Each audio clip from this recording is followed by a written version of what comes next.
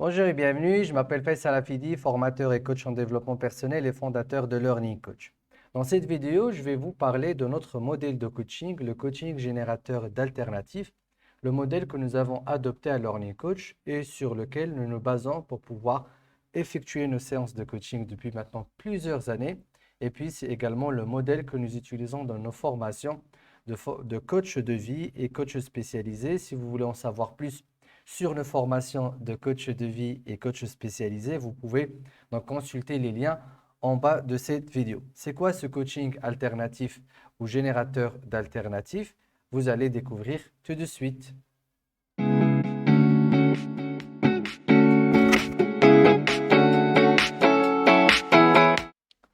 En effet, depuis maintenant plusieurs années, le coaching a continué à se développer et à s'innover par rapport aux autres disciplines d'accompagnement et d'aide. La particularité du coaching, c'est que c'est une discipline qui est très récente et surtout que c'est une discipline qui est très ouverte sur les autres courants de pensée, philosophie, étant donné que c'est une discipline qui vise à la base d'accompagner un individu pour atteindre un résultat ou un objectif décidé par l'individu lui-même. Ayant cette façon de voir l'accompagnement et la relation d'aide, ça a fourni en fait au coach de pouvoir se positionner sur plusieurs types de philosophies, d'écoles, de pensée et de perception de la nature humaine et de sa façon de se développer. Bien évidemment, les neurosciences ont aidé énormément aujourd'hui à figer certaines vérités scientifiques et à aller vers le sens de certaines théories de la connaissance de l'être humain et surtout de son cerveau, qui est bien évidemment notre moteur de pensée, d'émotion et donc de mouvement et d'action.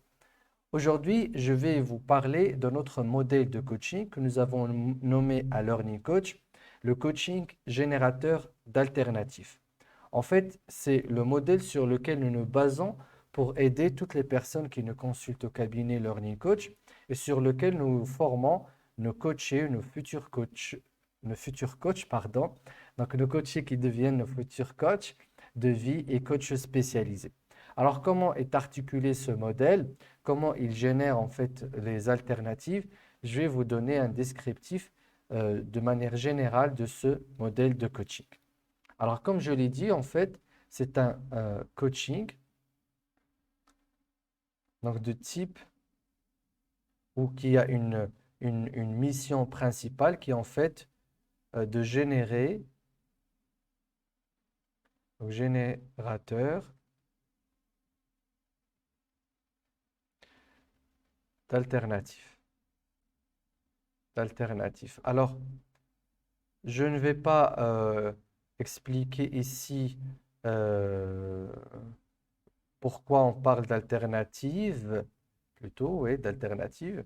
Donc, pourquoi on parle d'alternative et non pas de solution? Je ne vais pas expliquer également le mot générateur, en quoi ça consiste. Je vais tout simplement donner déjà une vision globale de cette approche de coaching que nous avons mis en place à Learning Coach. Alors, en fait, il faut savoir que à chaque fois on parle donc de relation d'aide, on parle d'une personne qui vient consulter un professionnel parce que cette personne se retrouve dans une situation euh, euh, assez complexe ou compliquée, en tout cas enfermée dans un problème. Donc, la personne en général va appeler sa situation un problème. Pourquoi sa situation est devenue un problème? C'est surtout parce qu'elle a déjà essayé de faire des choses, de tester euh, des approches, une façon de le résoudre. Bien évidemment, quand quelqu'un a un problème, il n'appelle pas tout de suite un coach. Il ne décide pas tout de suite d'aller voir un professionnel. Quand nous avons un problème, eh bien, tout d'abord, nous essayons de le résoudre par nos propres moyens. Et puis quand ça ne marche pas, ben, on cherche de l'aide, surtout de notre entourage, des personnes proches, des personnes qu'on connaît déjà. Et puis quand on n'y arrive pas ou quand on a du mal à trouver ces personnes, bien on va lire, on va apprendre, on va faire plusieurs tests. Et c'est au moment où ça ne marche pas et que ça devient bloquant et que cette situation devient très pesante et nous empêche d'avancer sur nos autres rôles de vie, bien c'est à ce moment-là qu'on reçoit des recommandations de la part de notre entourage ou qu'on pense avoir un coach. Donc, ce n'est pas forcément pour la joie de rencontrer un coach, mais c'est surtout pour éviter ensuite la case peut-être psychologue et psychiatre. Donc, on se dit que peut-être c'est quelqu'un qui ne va pas me considérer comme une personne malade et que moi-même, je ne me considère pas être une personne malade. Donc, je me vois bien voir quelqu'un qui pourra m'aider à m'en sortir de ma situation. Alors, quand la rencontre entre le coach ici donc et le coaché, alors le problème ne devient plus simplement un problème. En fait, le problème, il a toute une histoire. Donc maintenant, le coaché plutôt, va parler d'une histoire de problème. Donc, qu'est-ce qui va faire? Pourquoi ce problème est devenu une histoire? Tout simplement parce qu'il y a eu plusieurs, donc dès le départ du problème, il y a eu tout un parcours de tests, d'essais, de demandes d'aide, de haut et de bas, jusqu'à ce que la personne se retrouve à chaque fois donc face à son problème. Donc en fait, le problème a maintenant, on va dire, un historique. Alors le coaché, quand il vient parler de son problème, il racontera l'histoire de son problème. Donc le problème et tout ce qui est arrivé autour. Et à ce moment-là, en fait, trois choses sont déjà arrivées quand le coaché a atteint ce stade d'évolution par rapport à la vie de son problème. La première chose que ce coaché a maintenant, c'est qu'il commence à avoir une sorte d'interférence de ce problème-là ou des conséquences négatives de ce problème avec son identité. Alors, comment vous pouvez le savoir si c'est un problème commence à pénétrer votre être et à commencer à impacter votre image de vous-même et de ce que vous pensez être? C'est quand vous commencez à vous donner des adjectifs suite à ce que vous avez vécu comme périple pour résoudre le problème et l'échec que vous avez eu pour le résoudre. Alors, je suis peut-être paresseux, je suis négatif, je suis maladroit, je suis mal à l'aise, je suis timide, je suis perdu, j'ai pas pu y arriver, je ne peux plus, je suis fatigué. Donc, vous allez voir, même quand il y a je suis ou même quand il y a un verbe avoir, j'ai essayé plusieurs fois, mais ça ne marche pas. En fait, ça veut dire tout simplement que je suis nul dans la résolution de ce problème, que je suis un échec par rapport à la résolution de ce problème. Donc, le problème ne devient plus problème, il devient un jeu euh, qui n'arrive pas à gérer le problème. Donc, le problème fait partie maintenant intégrante de ce que je suis, de ce que je suis capable de faire. Et du coup, ça commence en fait à impacter votre identité. Et puis, la deuxième chose à laquelle arrive également le coaché, c'est que il commence, ça c'est d'ailleurs dès le début, peut-être c'est la première chose avant que on arrive à une interférence avec l'identité, c'est que nous sommes sous l'emprise de l'émotion. Alors, le problème, quel qu'il soit, quand on n'arrive pas à le résoudre, c'est que nous sommes en fait sous l'emprise de nos émotions. Alors, des émotions, je vais juste dire des émotions en fait. Alors, des émotions, qu'est-ce que ça veut dire? Ça veut dire que, comme on le sait aujourd'hui grâce aux neurosciences, c'est que quand les émotions sont activées, les amygdales qui sécrètent donc les hormones liées aux émotions, elles vont tout de suite d'abord aller vers le cortex donc, du cerveau, donc la peau qui entoure le cerveau, qui est responsable du raisonnement. Ils vont bloquer ce cortex-là. Donc le cortex, à l'intérieur, ici en bas, nous avons les amygdales. Donc ils vont aller bloquer le cortex qui va nous empêcher donc de raisonner. Ça, on le vit tous. Quand on est sous l'effet d'une émotion forte, on se dit, mais c'est pas moi, j'ai pas pu raisonner correctement, je n'arrive pas à réfléchir, je ne sais pas ce qui m'est arrivé, c'était pas mes paroles. nous avons tendance à penser être quelqu'un d'autre. Tout simplement parce que nous sommes sous l'emprise des émotions qui sont générées par le tas d'événements qui sont liés à ce problème ou à cette situation. La troisième chose qui nous arrive donc, quand on est face à une situation complexe ou à un problème que nous n'arrivons pas à résoudre, c'est que nous allons chercher des solutions types ou les solutions logiques, standards qu'il va falloir donc utiliser pour résoudre le problème. Donc nous allons lire un article, voir un expert, suivre une chaîne YouTube, regarder donc des vidéos et voir toutes les solutions qui se pratiquent vis-à-vis de ce problème. Là, je ne donne pas des exemples, je vais les donner après cette explication. Mais en fait, ce qui arrive, c'est que quand on fait tout cela, ça ne marche pas. Et puisque ça ne marche pas, nous sommes encore plus dans l'emprise des émotions et encore plus, notre identité se retrouve encore plus dégradée. Alors, ce qui arrive, donc, c'est que tout d'abord, nous commençons à avoir une histoire donc, avec le problème. Cette histoire, elle finit par nous pousser à vouloir chercher des solutions types. Nous essayons ces solutions, ça ne marche pas, donc ça nous met dans une situation déstabilisante et émotionnelle constamment, colère, peur, tristesse, angoisse, tout ce que vous voulez. Et puis, cette emprise des émotions fait que petit à petit, eh bien, nous finissons par croire que le problème, c'est nous. Et si on veut résoudre, enfin, si on veut résumer cette situation, c'est qu'en fait, nous devenons, comme ici dans le dessin de départ, un avec le problème. Donc, le problème égale moi. Et c'est en fait, c'est cette situation-là qui déclenche cette envie, ce désir d'aller voir impérativement une personne qui pourra nous aider. Et c'est effectivement après cette situation-là que nous avons besoin d'aller voir une personne qui va nous aider. Alors, qu'est-ce que nous faisons dans le coaching générateur d'alternatives? Alors, dans ce coaching-là, on avance selon, oui, 4 étapes.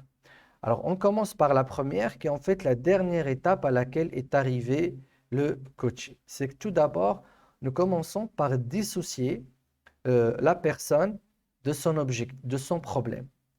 Alors, en fait, nous sortons tout simplement la personne de son problème.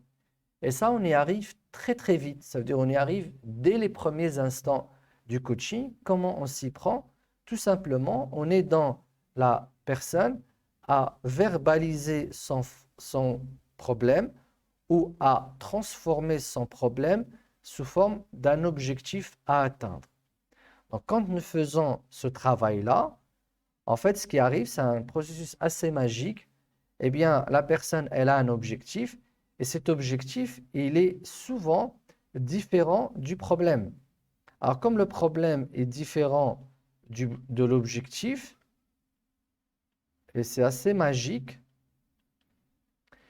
eh bien, en s'attachant et à l'instant, on décide de sortir, de suivre cet objectif-là.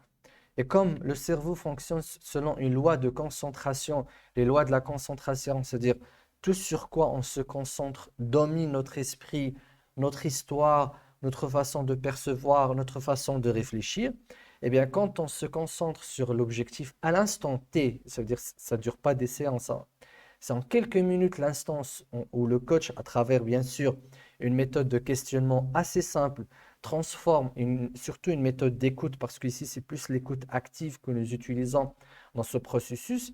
Une fois nous faisant renverser la problématique sous forme d'un objectif qui est désiré, voulu, aimé, apprécié, rêvé par le coaché, eh bien tout de suite il y a un changement de paradigme et un changement de perception dans l'inconscient du coaché qui fait que il va commencer il va y avoir un espace entre le problème et la personne, elle va commencer à travailler plutôt sur son objectif que sur le problème auquel, dans ce coaching-là, on ne donne pas beaucoup euh, d'importance en termes d'analyse, d'approfondissement et de compréhension. C'est assez étrange. souvent dans ce coaching, les coachés disent, est-ce que j'ai besoin de raconter tous les détails de mon problème? Et souvent, on lui dit non, on veut juste en savoir de manière sommairement ce qui s'est passé. Ils sont étonnés parce qu'ils se disent, mais comment vous allez m'aider à résoudre un problème que vous ne comprenez pas dans tous ces aspects, dans tous ces détails, dans tous ces tenants et aboutissements? En fait, c'est ça la magie du coaching et surtout le coaching générateur d'alternatives. C'est que oui, on peut travailler sur un problème sans trop nous attarder dans sa description et son analyse. D'ailleurs, on dit au coach que tu es déjà très bon dans cette analyse de ce problème, étant donné que tu as passé des nuits, des jours, des semaines, des années à l'analyser et à le tourner dans tous les sens et que tu n'as pas trouvé de solution. Alors, on ne va pas revenir sur tout ce film-là. On te laisse le soin de garder tout ce savoir chez toi. Nous, on va travailler sur quoi tu n'as pas encore travaillé jusqu'à aujourd'hui. C'est un objectif qui est dissocié de ton objectif. Et là, c'est aussi un peu étonnant parce que comment on peut travailler sur un objectif qui est dissocié d'un problème alors qu'on est là pour résoudre le problème?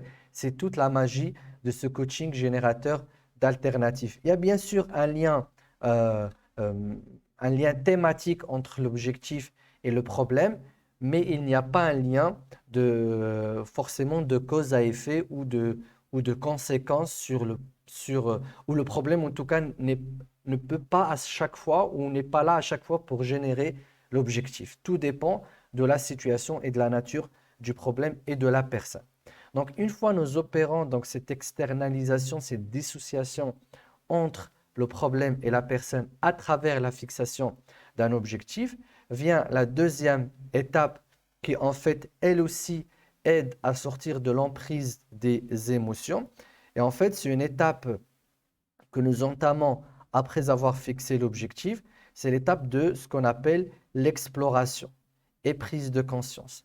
À cette étape-là, en fait, on se met à côté de notre coaché, vraiment à ses côtés, et puis avec lui, on prend une loupe, une torche, une lampe, et on commence à analyser non pas uniquement le problème, mais avec tout ce qui est autour, en termes d'espace, donc tout ce qui est autour, la personne elle-même, le coaché, et l'historique qu'elle a eu avec ce problème, mais même avant l'existence du problème, peut-être après le problème dans le futur. Donc nous menons en quelque sorte une exploration multidimensionnelle. J'ai envie de dire c'est en trois dimensions, mais en fait c'est encore plus. C'est, ce sont plusieurs dimensions à la fois. C'est-à-dire ça peut être une dimension de l'espace, de temps, de capacité, de compétences. On va faire une exploration sans qu'on sache où est-ce qu'on va, sans qu'on sache qu'est-ce qu'on recherche, sans qu'on ait une idée claire de ce qu'on va trouver. Mais ce qui est sûr, c'est qu'on recherche dans cette exploration ce qui pourra permettre à cette personne non pas de résoudre le problème, mais toujours d'atteindre cet objectif fixé à la base. Et donc, ça se trouve, ce qu'il y a à faire ou ce que nous avons besoin de faire pour atteindre cet objectif existe à l'intérieur du problème, dans l'historique du problème, comme il se peut que ça puisse exister à l'extérieur du problème. Et c'est ça le problème des gens, c'est qu'en analysant un problème, on cherche toujours la solution dans le problème. Et c'est là où on s'inspire de tout ce qui est thérapie orientée solution. Et comme cette discipline le stipule, donc de Chazer qui a mis en place cette thérapie magnifique, c'est que la solution n'a rien à voir avec le problème. La solution qui doit résoudre le problème n'a rien à voir avec le problème. C'est toute une philosophie que le coach d'ailleurs développe. Et si on fait tout un parcours sur la psychologie du coaching dans notre formation coach de vie et que nous exigeons pour qu'on puisse donner ensuite les outils, avant de donner d'ailleurs les outils de coaching, c'est que le coach doit avoir cette philosophie. Il doit comprendre cette nuance entre solution et problème et cette disparité qui existe entre les solutions qui peuvent exister ailleurs et qui peuvent être de nature complètement différente du problème et du coup, elles peuvent amener à la résolution plus facile, plus simple, plus douce, plus euh, agréable du problème. Donc, cette exploration fait qu'en fait, le coaché, il n'est plus sous l'emprise des émotions, il est juste sous un état de curiosité, de recherche, de prise de conscience, de moment de découverte, comme quelqu'un qui se promène dans un monde qui n'est pas le sien, mais qui était créé par ses propres actions et par ses propres initiatives et par d'autres facteurs qui sont bien évidemment extérieurs à lui. La quatrième ou la troisième étape qui nous permet donc de faire ce coaching générateur d'alternatives, c'est en fait la conception, l'aboutissement vers des solutions. Donc là, on arrive à ce qui faisait en fait bloquer la personne, c'est qu'elle avait des solutions types. Alors nous, on va trouver des solutions qui sont extrêmement subjectives. Donc, c'est des solutions très personnelles, illogiques parfois, non raisonnables parfois, par rapport à la nature du problème, mais en fait, ce sont des solutions qui arrangent parfaitement la personne pour pouvoir agir sur le problème en prenant compte de son environnement et surtout en prenant compte de ses ressources. Le mot est très important dans le coaching, en prenant compte de ses ressources donc internes, ce qu'elle est capable de faire intérieurement par elle-même, et de ses ressources externes, ce qu'elle peut avoir dans son entourage. Et là, c'est toute la sagesse du coaching, c'est de compter que sur la sagesse du coaché. Donc le coaché ici, c'est lui qui en sait le plus sur sa vie, sur son environnement, sur ses conditions et donc sur les solutions qui lui sont adaptées. Et ça, donc, ça nous fait amener à une quatrième étape de ce coaching, c'est que comme le coaching se fait non pas en une seule séance ou un seul conseil, c'est un processus de plusieurs séances. Et comme on dit dans nos formations, c'est que ce qui se passe entre les séances est plus important que ce qui se passe dans les séances. En fait, qu'est-ce qui se passe entre les séances? C'est que la personne, elle met en pratique donc les solutions subjectives qu'elle a testées. Et donc certaines solutions peuvent marcher et d'autres peuvent ne pas marcher. Pour nous, ce n'est pas un problème. Les solutions qui ne marchent pas font partie tout simplement d'un répertoire de solutions qui ne sont pas adaptées à cette problématique et cette situation. En revenant à la deuxième séance par exemple, nous prenons la solution qui a marché, nous reprenons un travail d'exploration comme nous l'avons fait au tout début, et on régénère d'autres alternatives à partir de cette solution ou à partir tout simplement, encore une fois, de l'exploration dès le début qu'on avait faite avant. Bien sûr, on connaît un peu plus le territoire sur lequel nous travaillons, mais nous pouvons aller explorer d'autres champs de la vie du coaché pour voir est-ce qu'on pourrait sortir avec d'autres alternatives. Et en allant entre chaque séance, le nombre d'alternatives générées est plus important. Et ces alternatives-là peuvent faire partie donc des solutions type du problème, comme elles peuvent être quelque chose qui n'a rien à voir avec le problème à la base, mais qui permettent de le résoudre. Et à partir de cette expérience de coaching avec le coaché finit en fait par découvrir que un problème, ce n'est jamais lui. Un problème, c'est une situation créée par un historique, donc une histoire, une interactivité vis-à-vis de ces problèmes, ce problème-là, qui a généré un état d'esprit qui fait que nous sommes dedans. Donc, il apprend à sortir de ces problèmes, à les réexplorer avec un nouveau regard et à explorer ce qui est en dehors du problème et à s'explorer en contact de ce problème et en dehors de ce problème. Et la magie se fait, l'inconscient tout de suite fait des pop-up et commence à créer des solutions, ce qu'on appelle des alternatives et non pas des solutions, parce que pour nous, un problème que vous n'arrivez pas à résoudre, c'est un problème qui a besoin de plusieurs alternatives. Et donc, on teste ensuite ces alternatives à travers un suivi qui se met en place entre les séances. Alors, si vous remarquez, pour ces 4 étapes, en fait, nous commençons par là où le coaché s'est atterri avant de venir nous voir. Donc, avant de venir nous voir, il est complètement anéanti par la confusion qu'il a entre l'impact du problème et son identité. Donc ça, c'est résolu en premier lieu. Donc tout de suite, nous redonnons un réconfort à notre coaché. D'ailleurs, dès les 20 minutes de nos séances, la personne, elle peut se sentir déjà à l'aise. Déjà, elle y voit plus clair. C'est ça le feedback que nous avons des coachés. Ils se disent, tiens, je ne voyais pas les choses comme ça. Je ne voyais pas que sur ça que je devais travailler. Et je ne voyais pas que je pouvais avancer vers cette destination alors que mon problème était d'une nature différente. Et puis, la deuxième étape, donc c'est ce qui permet de résoudre l'avant-dernière étape sur laquelle a atterri le coaché, c'est l'emprise des émotions. Donc nous, c'est la deuxième étape qui prend un temps important de notre coaching. Donc c'est chaque séance, en fait, on reproduit le même schéma. Et donc chaque séance, on passe les trois quarts, voire les 80-90% de notre séance à pratiquer cette exploration approfondie et avec un enchaînement de questions bien articulées, bien formulées et surtout avec une attitude et une posture du coach qui est un non-jugement total, une curiosité absolue, enfantile.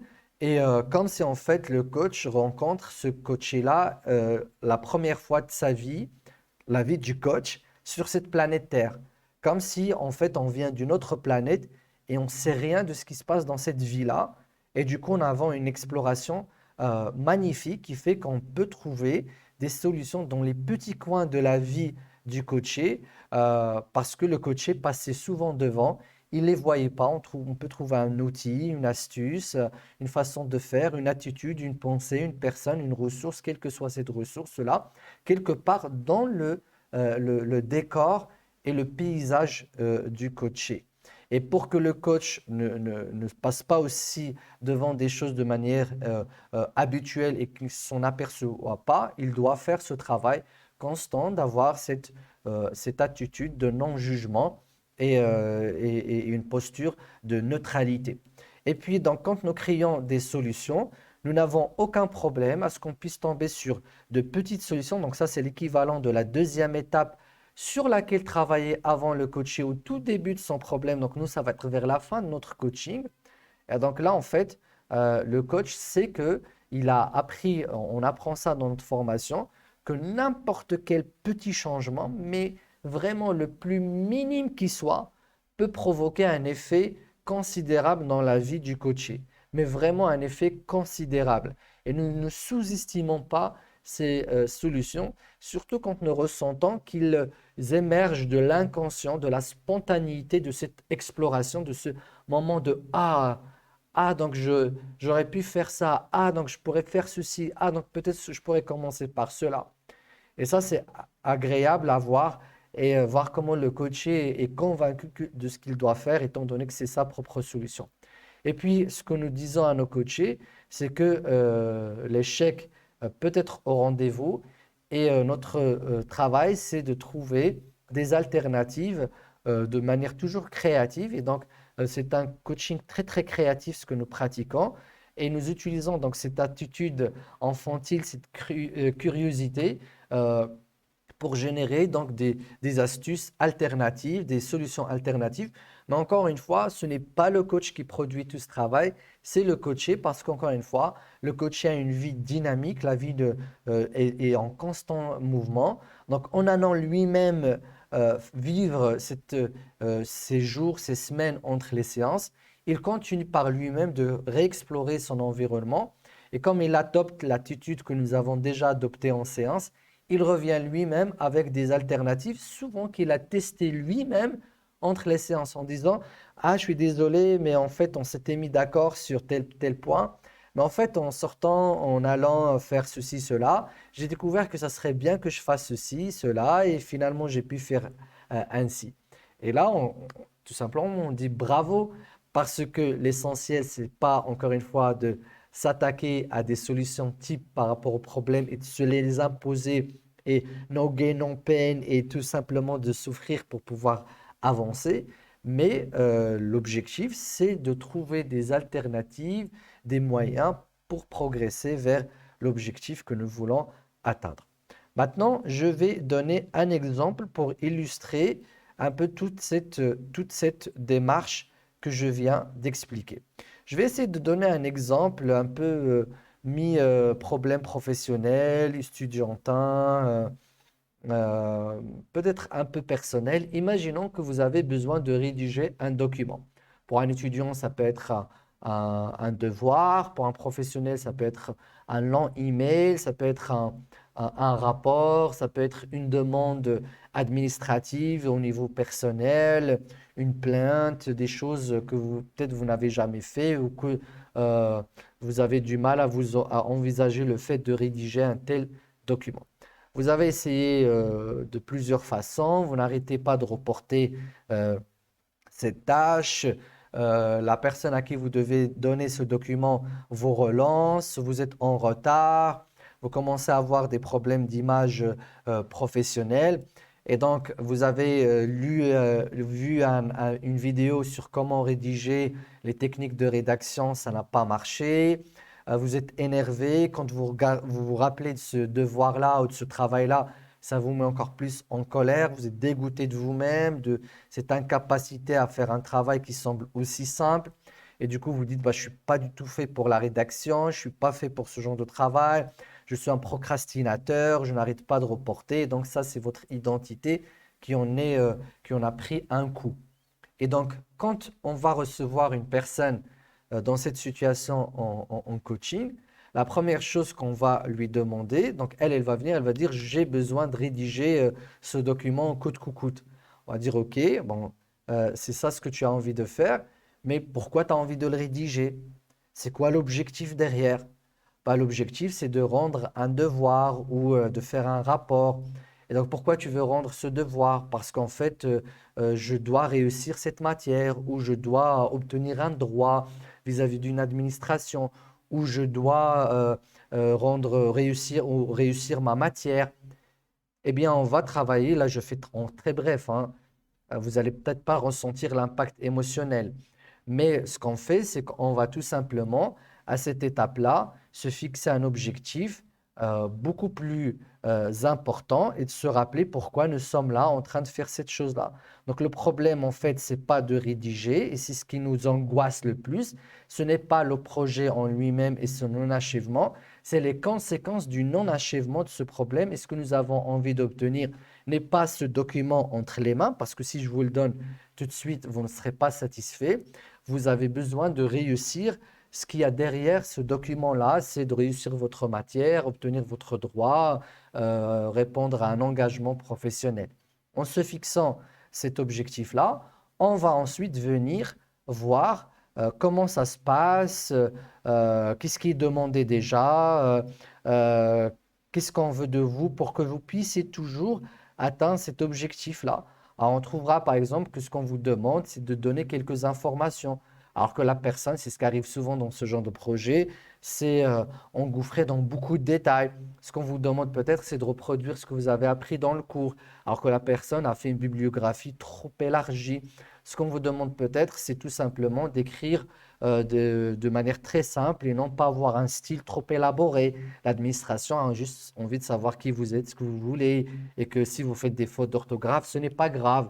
Et donc, on va explorer, là je vous donne un peu ce qui arrive. Donc, nous, en tant que coach, on ne sait pas ce qui t'est arrivé.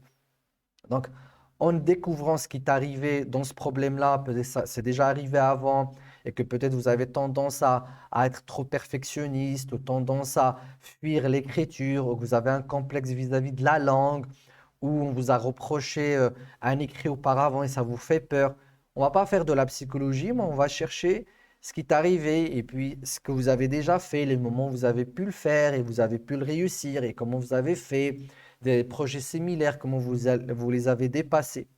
Et quand on achève cette exploration, la personne, elle se dit, automatiquement, elle se donne une solution. Elle se dit, tiens, bah, peut-être ce que je dois faire, c'est tout simplement de rédiger un brouillon et de le proposer à une personne X qui pourra peut-être me corriger. Peut-être je dois tout simplement noter les idées importantes. Peut-être que je dois rédiger et puis juste le proposer et voir ce que la personne va en penser avant de décider si je dois le reprendre ou pas. Selon les différents contextes des personnes, c'est souvent le coaché qui, et souvent nous, les coachs, on est surpris par la solution parce que en étant humain, il y a notre tête aussi qui dit, ah, elle doit faire ça, mais elle pourrait faire ça. Et nous, on sait faire taire cette voix. Le coaché aboutit à une solution qui ne figure pas peut-être parmi tous les articles et les vidéos que vous aurez eus parce que c'est une solution qui correspond parfaitement au contexte du coaché. Et donc, en faisant cette solution, on est content, mais pas forcément encore heureux parce que pour nous, ce n'est pas une solution, ce n'est qu'une alternative à la situation. Donc, la personne va aller, le coaché donc, va aller tester cette alternative avec un esprit très neutre, très froid, parce que la dissociation, nous l'avons faite ici. Et donc, elle va tester les alternatives. Et comme elle sait que c'est elle qui a produit cette alternative, il y a des chances qu'elle teste d'autres alternatives. Et puis, on va revenir et on va voir et ensuite, on va recréer le même processus. Donc ça, c'est un exemple qui montre comment on peut passer. Bien évidemment, ce qui nous aide dans ces étapes-là, il faut que je le rappelle, c'est l'objectif. Parce que l'objectif, encore une fois, à chaque fois, ce n'est pas de rédiger le document, parce que si on veut rédiger un document, effectivement, si on veut qu'il soit le plus parfait possible, il va falloir qu'on fasse appel à toutes les âmes littéraires et faire attention à chaque mot et s'assurer que chaque mot est bien à sa place, et quel que soit le document. On va mettre peut-être une année à le rédiger et des années pour certains documents.